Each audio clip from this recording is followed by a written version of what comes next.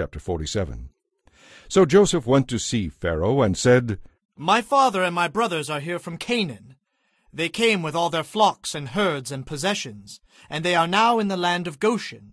Joseph took 5 of his brothers with him and presented them to Pharaoh. Pharaoh asked them, What is your occupation? And they replied, We are shepherds like our ancestors. We have come to live here in Egypt, for there is no pasture for our flocks in Canaan. The famine is very severe there. We request permission to live in the land of Goshen. And Pharaoh said to Joseph, Now that your family has joined you here, choose any place you like for them to live. Give them the best land of Egypt. The land of Goshen will be fine. And if any of them have special skills, put them in charge of my livestock too.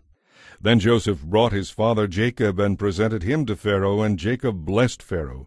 How old are you? Pharaoh asked him. Jacob replied, I have lived for 130 hard years, but I am still not nearly as old as many of my ancestors. Then Jacob blessed Pharaoh again before he left.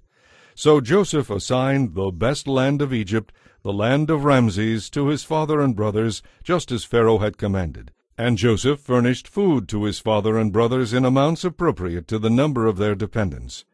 Meanwhile the famine became worse, and the crops continued to fail throughout Egypt and Canaan. Joseph collected all the money in Egypt and Canaan in exchange for grain, and he brought the money to Pharaoh's treasure house. When the people of Egypt and Canaan ran out of money, they came to Joseph, crying again for food. Our money's gone, They said.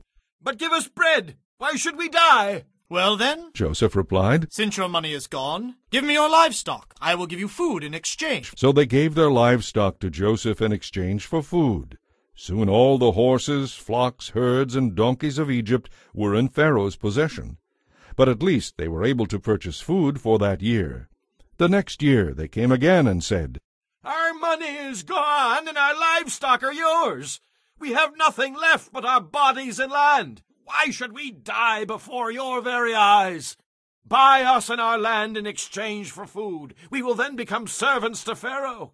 Just give us grain so that our lives may be saved, and so the land will not become empty and desolate. So Joseph bought all the land of Egypt for Pharaoh. All the Egyptians sold him their fields, because the famine was so severe, and their land then belonged to Pharaoh. Thus all the people of Egypt became servants to Pharaoh. The only land he didn't buy was that belonging to the priests, for they were assigned food from Pharaoh and didn't need to sell their land. Then Joseph said to the people, See, I have bought you and your land for Pharaoh. I will provide you with seed so you can plant the fields. Then when you harvest it, 1/5 of your crop will belong to Pharaoh. Keep 4/5 for yourselves, and use it to plant the next year's crop and to feed yourselves, your households, and your little ones. You have saved our lives. they exclaimed. May it please you, sir, to let us be Pharaoh's servants. Joseph then made it a law throughout the land of Egypt, and it is still the law, that Pharaoh should receive 1/5 of all the crops grown on his land.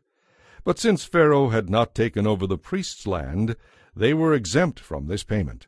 So the people of Israel settled in the land of Goshen in Egypt, and before long they began to prosper there, and their population grew rapidly. Jacob lived for 17 years after his arrival in Egypt, so he was 147 years old when he died. As the time of his death drew near, he called for his son Joseph and said to him, If you are pleased with me, swear most solemnly that you will honor this, my last request. Do not bury me in Egypt. When I am dead, take me out of Egypt and bury me beside my ancestors. So Joseph promised that he would. Swear that you will do it. Jacob insisted. So Joseph gave his oath, and Jacob bowed in worship as he leaned on his staff.